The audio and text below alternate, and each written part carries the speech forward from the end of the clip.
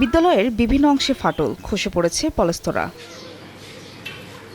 সাতক্ষীরা তালা উপজেলার গুরন গোয়ালপোতা সরকারি প্রাথমিক বিদ্যালয়ের বেহাল অবস্থা। পিলারে বড় ধরনের ফাটল দেখা দেওয়ায় ঝুঁকিপূর্ণ হয়ে উঠেছে। গত ১.৫ মাসে অন্তত ৩বার প্লাস্টার খসে পড়ে ২ শিক্ষার্থী আহত হয়েছে। এরপর থেকে শিক্ষার্থীরা শ্রেণীকক্ষে ঢুকতে চায় না। বাধ্য হয়ে খোলা আকাশের নিচে চলছে শিক্ষার্থীদের পাঠদান। ভবনটি খসে পড়ছে, এজন্য আমরা বাইরে গাছগাছালির নিচে ক্লাস করছি। আর বর্ষা হলে আমরা ক্লাস করতে পারি না, আর আমাদের স্কুল বন্ধ হয়ে যায়। তবে সেখানেও রয়েছে বিপত্তি। রোদ বৃষ্টিতে ব্যাহত হয় পাঠদান কার্যক্রম। প্রচণ্ড গরমে রোদ বৃষ্টিতে এখানে ক্লাস নেওয়া খুব একটা সংকটময়। আমরা আমাদের পাঠদান যথাযথ করতে পারছি না। আগে আমাদের একটা অস্থায়ী ভবন, তারপরে সঙ্গে সঙ্গে একটা স্থায়ী ভবন দ্রুত নির্মাণে আমরা এই শিক্ষা বান্ধব সরকারের কাছে আমরা আবেদন জানাই।